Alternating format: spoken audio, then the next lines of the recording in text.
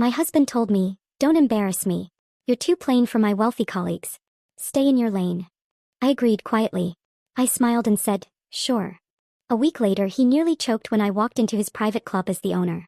His so-called friends bowed to the woman he once dismissed. "Don't embarrass me tonight. You're too plain for my wealthy colleagues. Stay in your lane." Clark delivered these words while adjusting his Hermes tie in our bedroom mirror, speaking as casually as if he were commenting on the weather. I stood behind him, holding the cocktail dress I'd been about to put on for the Meridian Club dinner, watching his reflection for any sign that he recognized the cruelty of what he'd just said. There was none. He simply continued knotting his tie, oblivious to the fact that his plain wife had personally approved every one of his colleagues' memberships to the very club where tonight's dinner would occur, that the building they worshipped as a temple of success bore my name on the deed. "Before we continue, I want to thank you for being here. If you believe that no one should be dismissed as too plain for success, please consider subscribing. It helps more women hear these powerful stories." I hung the dress back in the closet, my movements deliberate and calm. "Of course," I said. "I understand." He smiled then, that satisfied expression he wore when a negotiation went his way. "Good. These Korean clients expect a certain standard. Morrison's wife spent 2 hours at the salon today just for this dinner. Blackstone's wife flew to New York last week for a new outfit." He turned from the mirror to face me directly. "You have to understand, Audrey, that at this level appearance matters. First impressions are everything." 4 years of marriage and he still believed I didn't grasp basic social concepts. I wanted to tell him that I'd watched those same wives stumble through small talk at a dozen events, their salon hair and designer clothes unable to mask their desperate need for approval. Instead, I straightened his already perfect tie, playing the role he'd cast me in since our wedding day. "What time will you be home?" I asked. "Late. These dinners run long, especially when we're closing deals." He checked his Rolex, the one he'd bought to impress Morrison, not knowing that Morrison's own watch was a fake that I'd chosen to ignore when reviewing his membership application. "There's leftover pasta in the fridge if you get hungry." The leftover pasta from 3 nights ago, when he'd ordered Italian from the place that charged $40 for basic marinara because they delivered to Meridian Club members. He'd eaten barely half his portion, complaining the sauce was too acidic, while I finished my sandwich from the deli down the street. After he left, trailing cologne that cost more than our monthly utilities, I sat at our small dining table and opened my laptop. Not to check our bank balance or browse social media, but to review the quarterly reports for V. Monroe Holdings. The portfolio my grandmother had built from nothing, the empire she'd constructed while men like Clark dismissed her as furniture in their boardrooms. My phone buzzed with a message from Marcus Blackwood, the general manager at Meridian.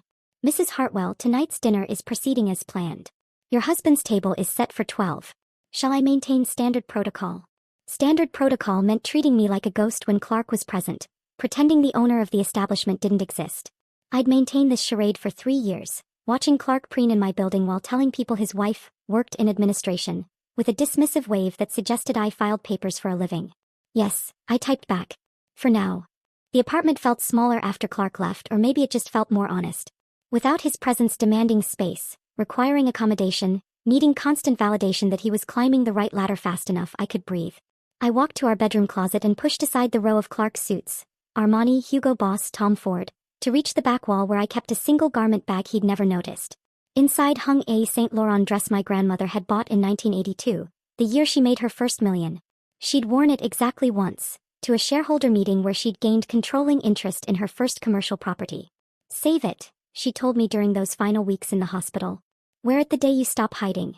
I ran my fingers across the fabric, still perfect after all these years. Clark would call it plain, black, simple lines, no embellishments. He wouldn't understand that its power lay in its simplicity, that the woman wearing it didn't need decoration to command a room. My phone rang. Janet, my cousin, whose name appeared above a photo from Better Times, before her husband had turned their marriage into a transaction and she turned her pain into Xanax and wine. "I need to see you," she said without preamble. "Robert's at it again. I found receipts."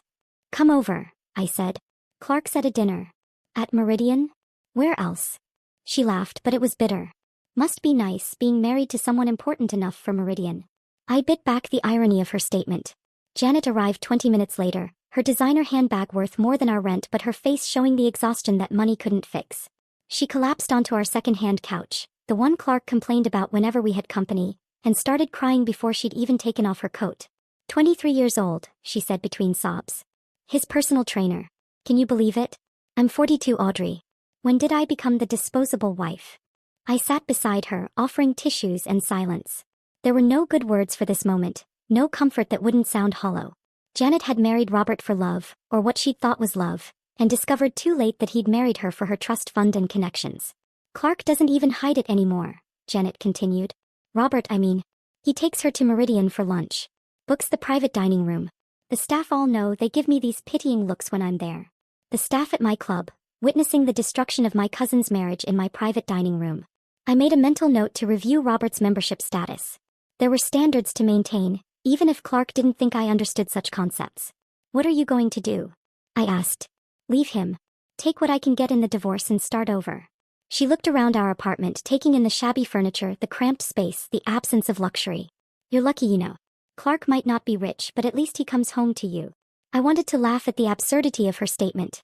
Clark came home to the idea of me, the convenient wife who kept his life organized while staying out of his real world. But Janet didn't need my problems tonight. She needed my couch, my silence, and my promise not to judge her for what came next. After she left, I stood at our bedroom window watching the city lights sparkle below. Somewhere out there, Clark was sitting in my club at my table, surrounded by people who owed their membership to my approval, telling them his wife was too plain for their company. The thought should have hurt, but instead, it crystallized something that had been forming since I'd found my grandmother's will. Being underestimated was a weapon, but only if you knew when to reveal your true power. Tonight wasn't that night. But soon, very soon, Clark would learn that the plain wife he'd dismissed owned the very kingdom he was so desperate to conquer. Monday morning arrived with Clark already gone to the office, leaving only the lingering scent of his cologne and a note reminding me to pick up his suits from the dry cleaner. Mrs. Kim's shop sat 3 blocks from our apartment, wedged between a Vietnamese restaurant and a failing bookstore, the kind of neighborhood Clark called transitional when explaining why we lived there. Mrs. Kim looked up from her pressing machine as I entered, her face brightening with the particular smile she reserved for regular customers who actually talked to her. Mrs. Hartwell. I have Mr. Hartwell's suits ready. Such beautiful fabric. He must be very successful. He likes to look professional, I said, pulling out my wallet. She disappeared into the back, returning with 5 suits wrapped in plastic. As she rang them up, she tilted her head thoughtfully. I saw him last Tuesday at that fancy Meridian club. My nephew works valet there. Very exclusive place. Tuesday. Clark had called that morning about a client emergency, said he'd be in depositions all day. Kept my voice steady. Oh, he has lots of meetings there. Yes, with that elegant blonde woman. Such a lovely laugh. My nephew says you can hear it across the whole dining room. Very charming. Is she his sister? They seem very close. My fingers tightened on my credit card, but I managed a neutral expression. Must be someone from the firm. They often have team lunches. Mrs. Kim nodded, but something in her eyes suggested she wasn't entirely convinced. Every Tuesday, my nephew says. Same table by the window. Same woman. She must be very important client. I signed the receipt, my signature slightly shakier than usual. Clark works with many important people. Outside, I stood on the sidewalk holding $5,000 worth of suits while processing what Mrs. Kim had inadvertently revealed. Every Tuesday. The same woman. An elegant blonde with a memorable laugh. Clark had worked late every Tuesday for the past 2 months, always with excuses about difficult clients or urgent briefs. Back at the apartment, I hung his suits in our bedroom closet, each one in its designated spot because Clark insisted on organization. My phone buzzed with a text from Janet. Can I come by? Robert's at another conference, and I can't stand being alone. She arrived 30 minutes later with coffee and pastries from the expensive bakery Clark always said we couldn't afford. We sat at my small dining table and I watched her pick apart a croissant without eating any of it. I need to use your bathroom, she said suddenly, getting up before I could respond. But instead of heading to the bathroom, I heard her footsteps in the hallway. Audrey, she called, where do you keep extra blankets? I'm freezing. Hall closet, top shelf, I replied, not thinking about what else was stored there. The sound that followed wasn't quite a scream, more like a sharp intake of breath that seemed to go on forever. I found Janet sitting on the hallway floor, surrounded by papers she'd accidentally knocked down while reaching for blankets. Financial statements spread around her like fallen leaves. Property deeds. Investment portfolios. And there, right in front of her, the Meridian Club ownership documents with my name printed clearly across the top. Audrey. Her voice came out strangled. What is this? I knelt beside her, gathering papers with steady hands. Something Clark doesn't know about. Doesn't know about? You own Meridian? The Meridian Club where Robert and Clark practically live. My grandmother left it to me. Among other things. Janet's eyes scanned the documents, her expression shifting from shock to something harder. $80 million. You have $80 million and Clark doesn't know. He never asked. He assumed I was what I appeared to be. But why? Why hide this? I sat back against the wall holding the papers against my chest. Grandma spent 40 years being invisible in boardrooms while men stole her ideas. She wanted to know if Clark loved me or the idea of what I could give him. And Tuesday lunches with an elegant blonde woman. Every week. Same table by the window. Janet's face darkened. That piece of... She stopped herself, then looked at me with new understanding. You're planning something. I'm waiting, I corrected. There's a difference. She helped me return everything to its hiding place, then sat back at the dining table with a different energy. You know what? We're both idiots. Hiding who we are, accepting whatever crumbs they throw us. Before I could respond, my phone rang. Clark's name appeared on the screen. Great news, he said without greeting. Morrison just called. I made senior partner. Youngest in the firm's history.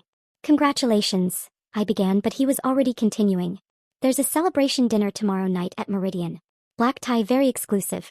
Morrison says it's partners only though. Wives will have their own event next month. Some kind of tea or something more appropriate to your interests. More appropriate to my interests. As if he had any idea what my interests were. I understand, I said. You're not upset? I know you were looking forward to the partners' dinner. I had never once expressed interest in his firm's dinners. He was projecting what he thought I should want, then dismissing it preemptively. No, Clark. Enjoy your celebration. You're the best, Audrey. So understanding. Morrison's wife throws fits about these things, but you get it. You know your place. After he hung up, Janet stared at me. You know your place? He actually said that. He says a lot of things. That night, Clark practiced his acceptance speech in our bathroom mirror while I lay on our bed, listening through the thin door. He thanked Morrison for the mentorship, Blackstone for the partnership, the mysterious Tuesday woman he referred to as Charlotte from consulting for her invaluable support. Not one mention of the wife who'd worked 2 jobs to put him through law school, who'd typed his briefs when he broke his wrist, who'd attended every meaningless firm picnic and pretended his colleagues' stories were interesting. While he delivered his speech to his reflection, I retrieved my car keys and drove to the storage unit across town. Clark thought I couldn't afford a car, didn't know about the BMW registered to V. Monroe Holdings that I kept for moments when I needed to be myself. The storage unit held everything Clark had never bothered to ask about. My grandmother's furniture, too valuable for our apartment but too meaningful to sell. Boxes of photographs from her years of building an empire in silence. And there, in a trunk that hadn't been opened since her funeral, her leather journal. I sat on the concrete floor and read by the fluorescent lights. Her handwriting, strong at first then gradually weakening, documented every slight, every stolen idea, every moment when men had taken credit for her brilliance. But alongside the indignities were the triumphs, carefully recorded in financial terms. The first profitable quarter. The first million. The first property. The acquisition of Meridian, bought from a man who'd laughed at her investment proposals 20 years earlier. The final entry, written a week before she died, made me close the journal and hold it against my chest. Audrey will understand the value of being underestimated. Let them think you're nobody until the moment you show them you're everything. I drove back from the storage unit with my grandmother's journal on the passenger seat, her words echoing in my mind as I navigated the empty streets at midnight. Clark was asleep when I returned, sprawled across our bed in his Harvard Law t-shirt, taking up 3/4 of the mattress as if even in sleep he needed to claim more than his share. The next morning arrived like any other, except this time I knew it would be different. I stood in the kitchen organizing the pantry, placing Clark's overpriced organic pasta in perfect rows because he insisted that visual organization promoted mental clarity. Behind me, I heard him enter the kitchen, his footsteps carrying that particular weight of someone about to deliver what they considered wisdom. He stopped at the microwave, using its black surface as a mirror to adjust his Hermes tie. The silence stretched between us as I continued arranging his gluten-free crackers, waiting for whatever complaint he'd prepared for today. "Don't embarrass me tonight," he said suddenly, his tone conversational as if discussing the weather. "You're too plain for my wealthy colleagues. Stay in your lane." The can of San Marzano tomatoes in my hand weighed exactly 14 ounces according to its label. I focused on that weight, on the way the metal felt against my palm, on anything except the urge to turn around and demonstrate exactly how much damage 14 ounces of canned tomatoes could inflict on a perfectly styled head of hair. From the living room, I heard Janet's coffee cup hit the saucer with a sharp clink. She'd heard everything through our paper-thin walls, the ones Clark constantly complained about but refused to leave because the address was respectable enough for his business cards. "Of course," I said, my voice steady as I placed the can on its designated shelf. "I understand." Clark made a satisfied sound, the kind he produced when a negotiation went his way. He grabbed his travel mug of precisely heated coffee and headed for the door, not bothering with a goodbye kiss or even a backward glance. The apartment door closed with its usual protest from the loose hinges he kept promising to fix. Janet appeared in the kitchen doorway before Clark's footsteps had faded from the hallway. Her face carried the kind of rage that made her look younger, more like the cousin who'd defended me from schoolyard bullies than the woman whose husband was destroying her with his affairs. "I'm going after him," she announced, already moving toward the door. That pathetic excuse for a man needs to hear exactly what. I raised my hand and she stopped mid-step. No. Audrey, he just told you that you're too plain for his precious colleagues. I know what he said. I turned from the pantry to face her fully. This is my battle, Janet. And it needs to be planned, not reactive. She stood there vibrating with fury on my behalf, and something in my expression must have communicated what I couldn't say aloud yet. Slowly, she walked to our second-hand couch, the one Clark deemed embarrassing whenever anyone visited, and collapsed into its worn cushions. "For years," she said, her voice quieter now but no less intense. "4 years of this and you just take it?" I sat beside her, feeling the familiar sag of cushions that had supported too many difficult conversations. "Tell me what you see, Janet." "All of it." She laughed, but it held no humor. "Where do I start? The birthday he forgot because Morrison needed a fourth for golf? The anniversary dinner he canceled 20 minutes before the reservation because Blackstone wanted to discuss strategy over drinks?" Her hands moved as she spoke, painting Clark's failures in the air between us. "The way he introduces you at events, when he actually brings you, 'This is Audrey, she does administrative work,' with that little wave like he's brushing away a fly." Each word landed with precision, confirming what I'd recorded in my mental ledger for years. "He doesn't even see you," Janet continued. "You're just functionality to him. Someone who keeps his life organized while he pursues what he thinks matters." "And what would hurt him most?" I asked. Janet's eyes sharpened. "Public humiliation. Complete, undeniable, witnessed by everyone humiliation. Clark's entire identity is built on what others think of him. Take that away." She trailed off, understanding dawning on her face. "You're going to destroy him at Meridian." I pulled out my phone and found the contact I'd saved under MB Emergency. Marcus Blackwood's private number, given to me by my grandmother with explicit instructions to use it when the time came. My finger hovered over the call button for a moment, then pressed down. The phone rang twice before a cultured British accent answered. "Mrs. Hartwell. I wondered when you might call." "Hello, Marcus. It's about time if I may say so. 20 years I worked for your grandmother, and 3 years I've watched you tolerate that insufferable man in your establishment. You knew. My dear woman, I've known since your first visit. Your grandmother showed me your photograph every week during her final year. 'This is Audrey,' she'd say. 'She'll understand when she's ready.'" My throat tightened at the image of my grandmother, dying but still planning my future. "I'm ready now." "Excellent. The partners' dinner is Thursday, I believe? Your husband has requested the Churchill room. He has good taste in rooms he can't afford." Marcus chuckled. "Indeed. Shall we discuss arrangements? I assume you'll want Philippe present." "The photographer?" "The very same. He's captured every significant Meridian moment for the past decade. Very discreet, but his images have a way of circulating among the membership." We spent 20 minutes crafting the details. The seating arrangement that would place Clark at what he thought was the head of the table but would actually become a stage for his humiliation. The timing that would ensure maximum visibility.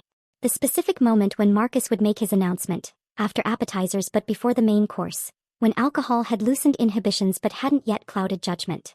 After ending the call, I looked at Janet, who'd been listening with undisguised glee. "I need clothes." "You need armor," she corrected, grabbing her keys. "And I know exactly where to get it." The drive to Nordstrom felt like crossing between two worlds. Janet pulled into the valet area, ignoring my protest about the expense, and led me through doors I'd only walked past before. The private shopping suite occupied the top floor, accessible only by special elevator, a space Clark didn't know existed because he'd never thought to look beyond the regular departments. I pulled out the black American Express card linked to V. Monroe Holdings, the one Clark had never seen because he'd never asked about my wallet's contents. The saleswoman's eyes widened slightly at the card's weight and design. Metal, not plastic, with no preset spending limit. "How may I assist you today?" she asked, her entire demeanor shifting to accommodate serious money. "I need something that says power," Janet announced before I could speak. "Something that makes every man in a room stand up when she walks in." What followed was a transformation that cost more than Clark claimed we had in our savings. A black Saint Laurent dress that seemed simple until you noticed the perfect cut, the way it suggested rather than revealed. Louboutin heels that added 3 inches and changed my entire posture. Diamond earrings that had belonged to my grandmother, retrieved from the safety deposit box Clark didn't know existed. Standing before the 3-way mirror, I saw someone else entirely. Not plain Audrey who organized pantries and accepted insults. This was someone who owned buildings, who controlled destinies, who could destroy a man with a single word. This was who my grandmother had always known I could become. Janet dropped me at our apartment building after our shopping expedition, the Nordstrom bags hidden in her trunk until I could retrieve them later without Clark noticing. The doorman, Mr. Peterson, gave me his usual nod, unaware that I'd already drafted the paperwork to double his salary once I took ownership of the building next month. Tuesday arrived with Clark leaving early for what he called strategic planning sessions, but I now knew were extended breakfasts with Charlotte Blackstone. I waited until his Uber turned the corner before walking 6 blocks to the office building Clark had never noticed, the one with V. Monroe Holdings listed discreetly on the directory between a dental practice and an accounting firm. My real office occupied half of the 14th floor, a space my grandmother had designed with floor-to-ceiling windows overlooking the city she'd conquered in silence. Clark believed I spent my Tuesdays at the community college taking spreadsheet courses, a fiction he'd created and I'd never corrected. The irony of him explaining Excel functions to me while I managed multimillion-dollar property portfolios never stopped being darkly amusing. I settled at my desk and pulled up Meridian's membership database on my computer, the master files that contained far more than just names and addresses.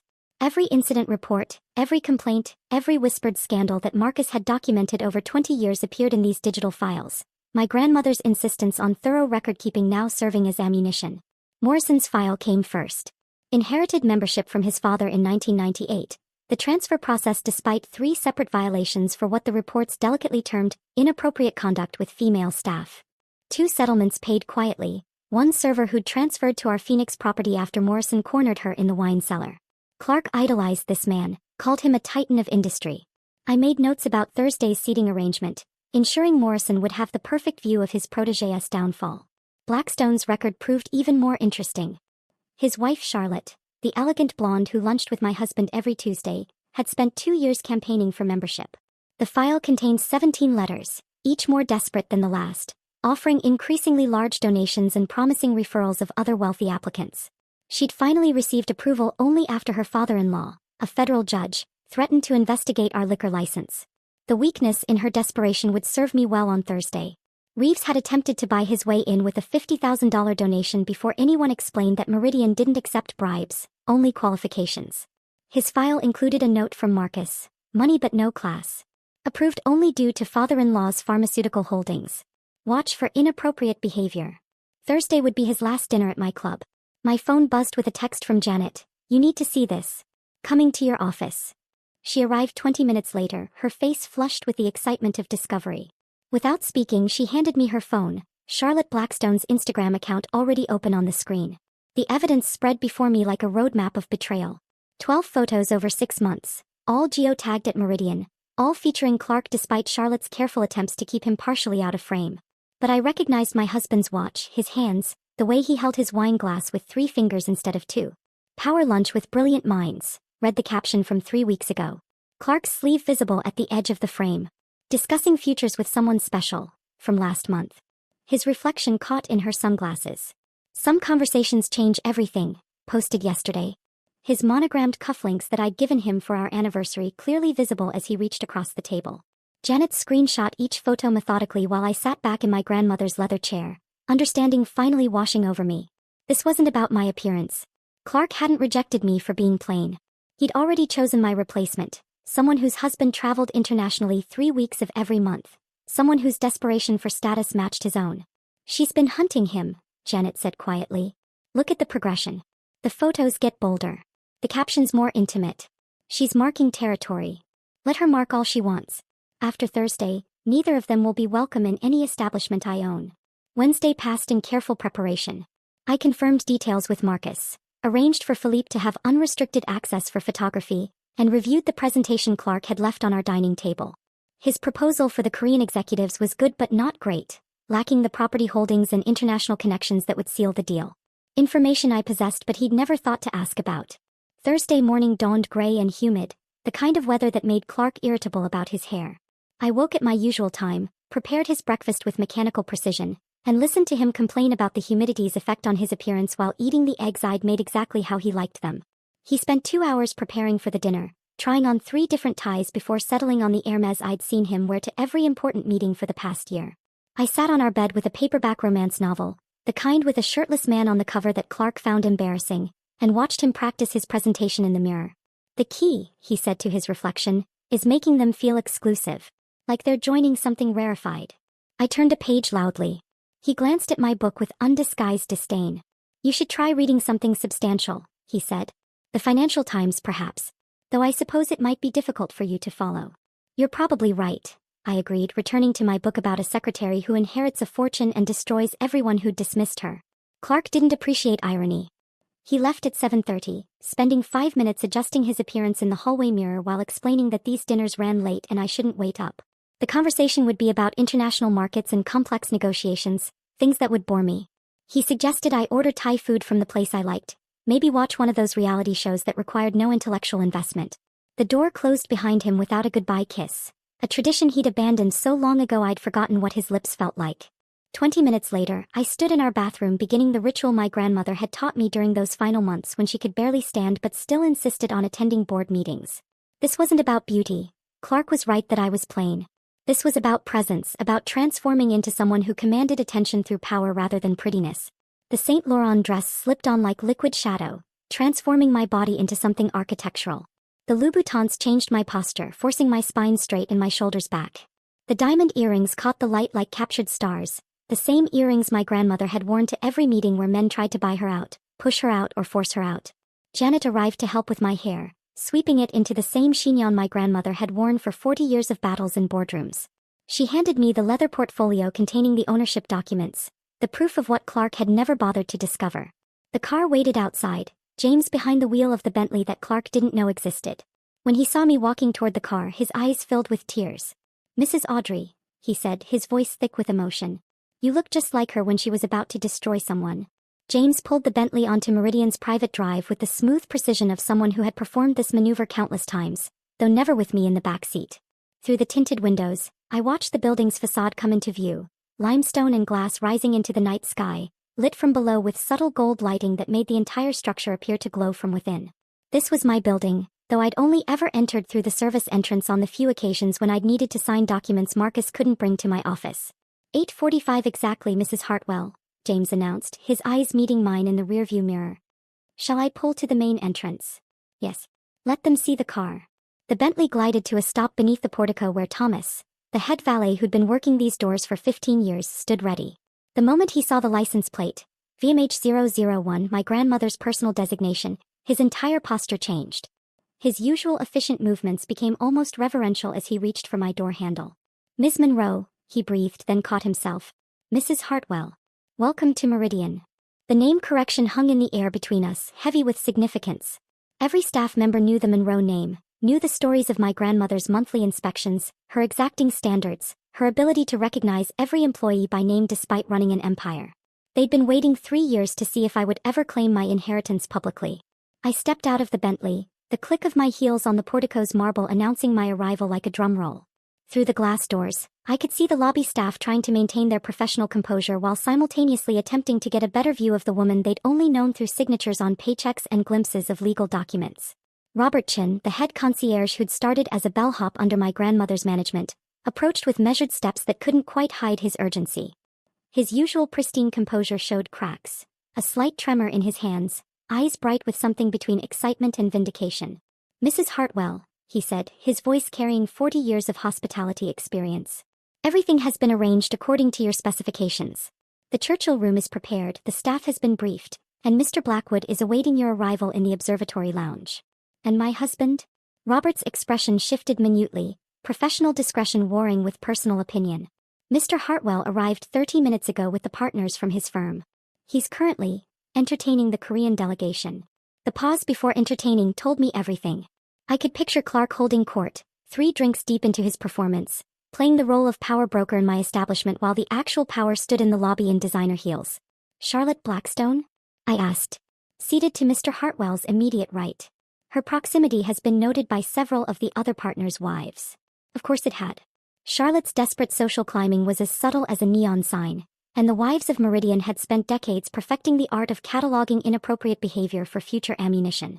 I walked through the lobby, my heels creating a rhythm against the marble that seemed to draw every eye in the space. The night manager, Sarah, actually curtsied, an involuntary dip that she immediately tried to convert into reaching for something on her desk. 2 servers carrying champagne trays stopped mid-stride to watch me pass. The entire atmosphere shifted as if the building itself recognized its true owner had finally arrived. The observatory lounge occupied a mezzanine level that overlooked the main dining rooms through specially treated glass. You could see out, but no one could see in. Marcus Blackwood stood near the windows, his silver hair catching the soft lighting as he observed the Churchill room below. "Punctual as always," he said without turning. "Your grandmother would be pleased." I joined him at the window, looking down at the scene unfolding in my private dining room.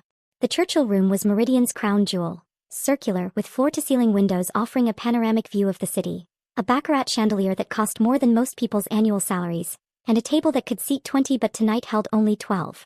Clark sat at what he believed was the head of the table, his back to the door in a position that would have made my grandmother laugh. "Never sit with your back to the entrance," she taught me. "That's how you miss seeing your enemies arrive." He was gesturing expansively with his champagne flute, his face flushed with alcohol and self-importance. The Korean executives, Mr. Kim, Mr. Park, and Ms. Lee, according to my files, maintained expressions of polite interest that didn't quite mask their boredom. They'd heard this pitch before, or versions of it, from dozens of American firms trying to break into Asian markets without understanding the culture. Morrison sat to Clark's left, his face already red from wine, occasionally interjecting comments that Clark would then expand upon as if they were his own ideas. Blackstone hunched over his phone, typing with the focused intensity of someone managing a crisis, probably related to his wife's increasingly obvious attraction to my husband. Charlotte Blackstone had positioned herself as close to Clark as social propriety allowed, her chair angled toward him, her body language screaming availability to anyone with eyes. Every few seconds she touched his arm, his shoulder, the back of his chair, each contact lasting a beat too long to be casual. Her wedding ring, an ostentatious display of diamonds that her husband had bought to compensate for his absences, caught the light with every gesture. Reeves sat at the far end, excluded from the main conversation but laughing too loudly at every joke, desperate to be included in a circle that would never fully accept him. His wife, a nervous woman who looked like she'd rather be anywhere else, clutched her purse in her lap and said nothing. "Your husband is on his 4th glass of champagne," Marcus observed clinically. "His presentation skills tend to deteriorate after 3. Let him drink." Loose tongues reveal true thoughts. Marcus pulled out his iPad, swiping through screens with practiced efficiency. The photographer is positioned in the southeast corner. He has clear angles of the entire table. The staff has been instructed to serve the appetizer course at 9, main course at 9:45. Your entrance has been scheduled for 9:15, after appetizers but before the conversation turns fully to business. He showed me another screen. Membership records for everyone at the table, their violations, their payments, their secrets all cataloged in my grandmother's meticulous system. "Reeves has 2 violations this month alone," Marcus noted, both involving inappropriate comments to female staff. "His membership is already under review. After tonight it won't matter." Below us, Clark stood, raising his champagne glass for what appeared to be a toast. Even through the soundproof glass I could see his mouth forming words, his free hand gesturing to encompass the room, the moment, his imagined triumph. "He's toasting to the future," Marcus translated, reading lips with the skill of someone who'd spent decades in hospitality. "To partnerships that transcend borders. To success that lesser men can only dream of." Lesser men. The phrase burned in my chest, fuel for what was about to come. "Ms. Lee speaks fluent English," Marcus continued, though she's been politely pretending otherwise to avoid Clark's attempts at conversation. "Mr. Kim and Mr. Park have already decided to pass on the proposal. Their translator informed me they're only staying out of courtesy."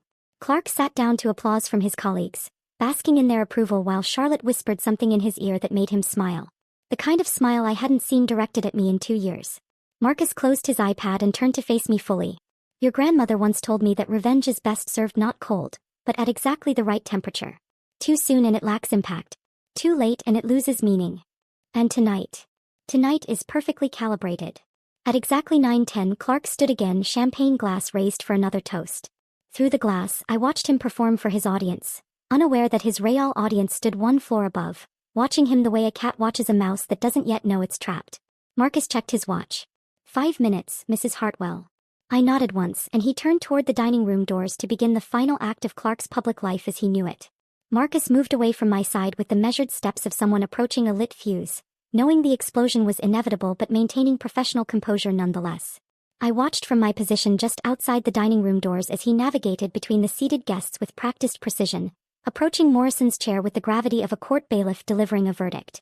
The whisper he delivered into Morrison's ear was brief, perhaps 5 seconds, but Morrison's reaction was immediate and dramatic. His face drained of color so quickly I thought he might faint, Then he shot to his feet with such force that his chair tipped backward, crashing against the credenza with a sound that made everyone jump. His wine glass, forgotten in his hand, tilted dangerously before he set it down with shaking fingers. Blackstone, seeing his managing partner's reaction, stood without knowing why, a lifetime of hierarchical conditioning making him mirror his superior's actions. Then Reeves, desperate never to be excluded, scrambled to his feet so quickly he knocked his knee against the table, rattling the crystal. The other partners followed in a wave, each standing because the man next to him had stood, none understanding yet what had prompted this sudden display of respect. Only Clark remained seated, his face wearing the confused half-smile of someone who'd missed the punchline of a joke. He looked from Morrison to Blackstone to the standing executives, his mouth opening to ask what was happening, when Morrison reached down and physically grabbed his arm, hauling him to his feet with surprising strength for a man who spent his days behind a desk. "What's going on?" Clark's voice carried that irritated edge he used when things weren't proceeding according to his script. Marcus's voice filled the Churchill room with the kind of clarity that comes from decades of commanding attention in spaces designed for power. "Gentlemen, Mrs. Audrey Hartwell, owner and chairman of V. Monroe Holdings, proprietor of Meridian." The silence that followed was so complete I could hear the blood rushing in my ears. Even the servers, trained to be invisible, froze mid-motion. The only sound was Charlotte Blackstone's sharp intake of breath, a gasp that seemed to go on forever. I pushed open the doors and entered my domain. Each click of my heels against the Italian marble counted down the seconds of Clark's old life. I didn't hurry. This moment, this walk, this revelation had been building for 4 years, and I would savor every second of it. The Saint Laurent dress moved with me like liquid shadow, the diamonds at my ears catching the light from the baccarat chandelier above, throwing tiny rainbows across the walls. Clark's face began its transformation in real time, a masterclass in psychological collapse that I watched with the detached fascination of a scientist observing an experiment. First came confusion, his eyebrows drawing together as he tried to process why everyone was standing for his plain wife, the one he told to stay in her lane just days ago. Then recognition, his eyes widening as they took in the dress, the shoes, the jewelry, all of it worth more than he'd claimed we had in our savings. Finally, the horror, that dawning, crushing realization as his brain finally connected Marcus's words with the woman walking toward him. His mouth opened, closed, opened again. No sound emerged. He looked like a fish pulled from water, gasping for something that was no longer available to him. His hand reached for his champagne glass, missed, knocked it over. The golden liquid spread across the white tablecloth like a prophecy. Charlotte Blackstone's reaction was almost as satisfying. Her perfectly manicured hand flew to her throat in a gesture that would have seemed theatrical if it weren't so genuine. The color drained from her face, leaving her expensive makeup looking like a mask against pale skin. She took a half step backward, then another, trying to put distance between herself and the catastrophe she'd helped create. Marcus pulled out the chair at the head of the table, the one Clark had been occupying with such authority moments before. I sat down with the deliberate grace my grandmother had drilled into me during those long afternoons in her study, when she'd made me practice sitting and standing until my muscles ached.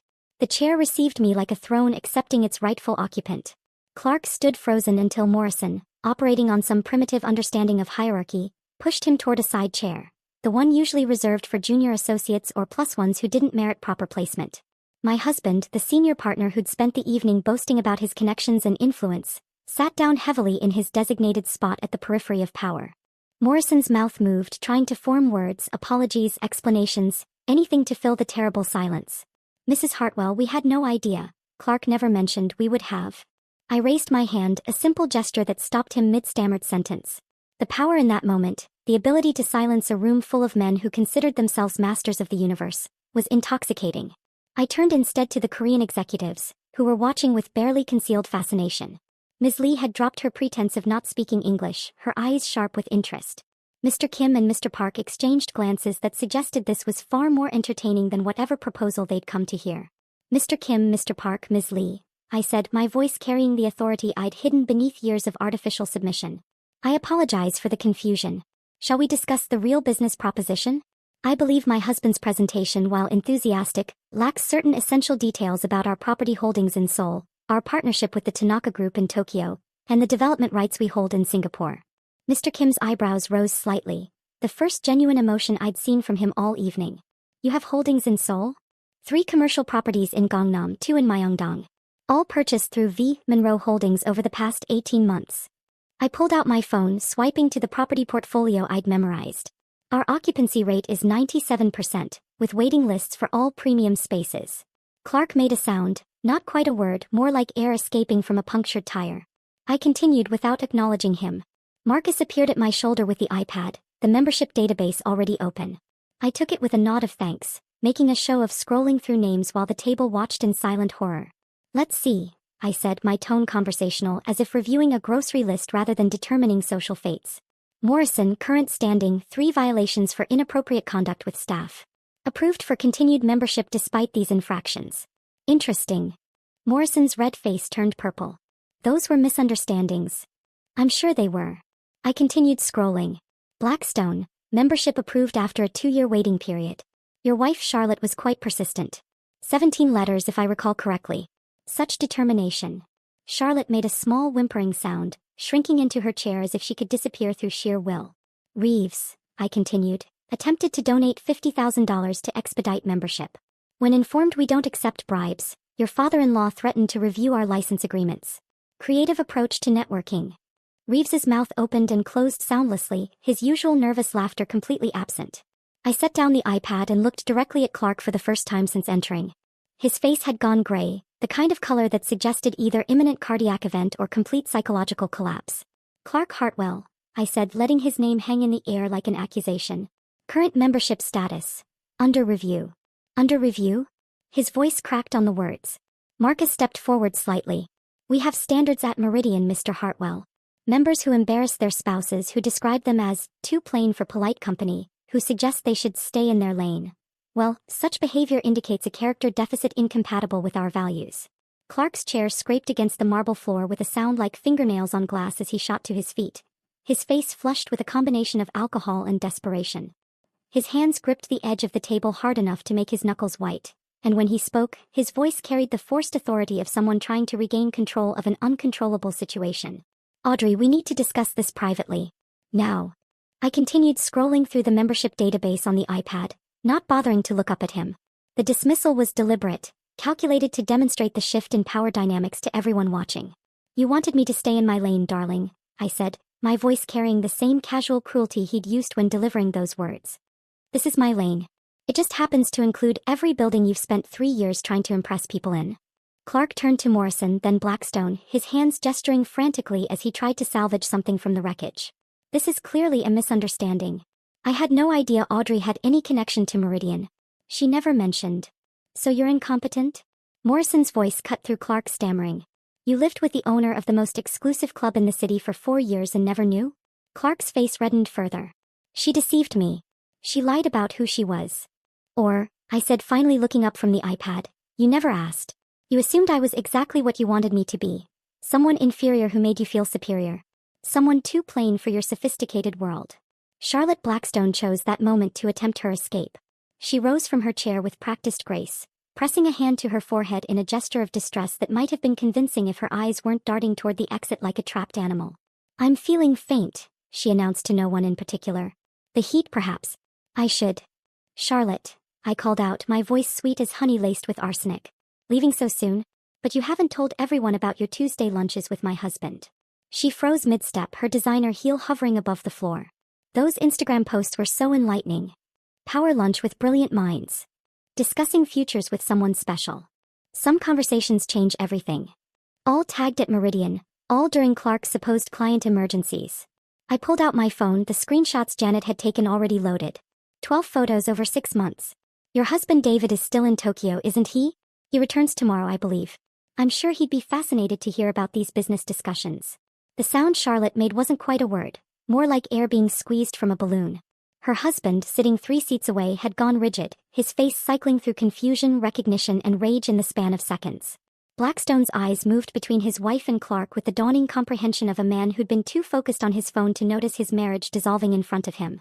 Charlotte. Blackstone's voice was dangerously quiet. Tuesday lunches? It's not. We were discussing. Clark was helping with. Her explanations tangled and died as she realized there was no innocent explanation for 12 documented meetings her husband knew nothing about. Mr. Kim, who had been watching this drama unfold with the detached interest of someone enjoying dinner theater, cleared his throat delicately. He turned to face me directly, offering a slight bow of acknowledgement. Mrs. Hartwell, he said in perfect English, abandoning any pretense of needing translation. Your property holdings in Seoul, they interest us far more than your husband's proposals. Perhaps we could discuss exclusive use of Meridian for our American operations. I replied in fluent Korean, watching Clark's jaw drop. Of course. Our company is already deeply involved in the Korean market. Mr. Park and Ms. Lee exchanged impressed glances. Ms. Lee pulled out her tablet, fingers flying across the screen as she pulled up what looked like financial projections. You speak Korean, Clark said, the words coming out strangled. 3 years of lessons while you thought I was at the community college, I replied, switching back to English. Tuesday and Thursday mornings. You never asked what classes I was taking. I turned my attention fully to the Korean executives, conducting the rest of the negotiation in their language while Clark sat in stunned silence, unable to follow a conversation that was determining his professional future. Within 3 minutes, we'd outlined the framework for a $40 million exclusive partnership that would give their company permanent space at Meridian and first rights to 3 of my commercial properties in Seoul. Morrison tried to interject something about the existing proposal from Hartwell and Associates, but Mr. Kim dismissed him with a polite but firm gesture. We prefer to work with partners who value transparency, Mr. Kim said, looking pointedly at Clark, and who understand that respect in personal relationships reflects on professional capabilities. The deal that Clark had spent 6 months pursuing, the one that would have secured his promotion to managing partner, evaporated in less time than it took to serve dessert.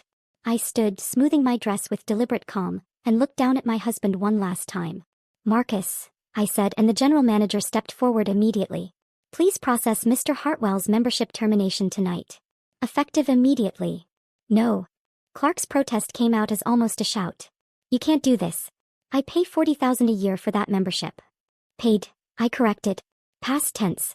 Your final statement will be prorated through today. This is vindictive. This is business, I interrupted. The same kind of business you've been conducting while telling me I was too plain to understand it. Marcus pulled out his phone, typing quickly. Security will meet you at the locker room if you have any personal items to collect, Mr. Hartwell. Your access has been revoked as of, he checked his screen, 9:47 p.m. The partners who had spent the evening celebrating Clark's success were now physically backing away from him, their bodies angling toward the door as if his failure might be contagious. Morrison had actually taken 3 steps backward. Blackstone was still staring at his wife with undisguised fury. Reeves had somehow managed to edge himself almost entirely out of the room. Philippe, the photographer who had been documenting Meridian events for a decade, moved through the chaos with practiced invisibility, his camera capturing every moment. Clark's devastation as he realized his world had collapsed. Morrison's desperate attempt to distance himself from his protégé. Charlotte's tears as her husband gathered his coat and left without a word. The Korean executives shaking my hand with genuine respect. And through it all, I stood at the head of the table in my grandmother's diamonds, no longer plain, no longer hidden, no longer willing to stay in any lane but my own. Gentlemen, I said to the room at large, though most were already fleeing, I believe dinner has concluded. The Churchill room emptied within minutes, executives fleeing like rats from a sinking ship, leaving behind half-eaten meals and abandoned dignity. I remained at the head of the table, watching the exodus with the detached calm of someone who had already won the war.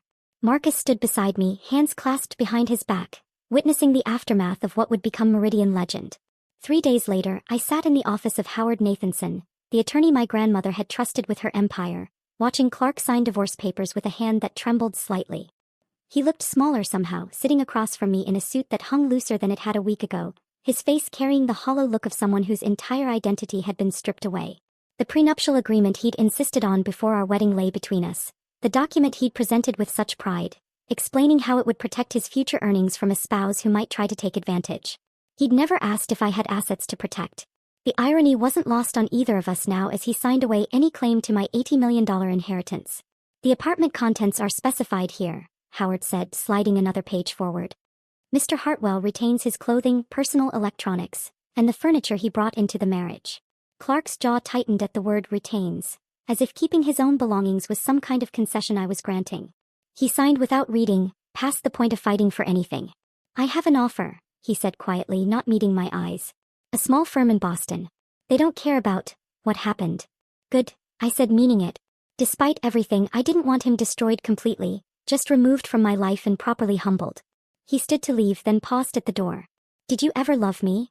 I loved who I thought you were. You loved who you thought I should be. Neither of us loved who we actually were. He left without another word. The last time I saw Clark Hartwell, he was loading boxes into a U-Haul while our neighbors pretended not to watch, the story of his public humiliation having spread through every social circle that mattered. Mrs. Patterson from 4B actually brought out lemonade for the other residents who had gathered to witness his departure, turning his moving day into an impromptu block party.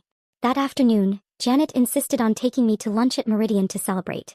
Walking through those doors as myself, not pretending to be anything other than the owner, felt like breathing freely for the first time in years.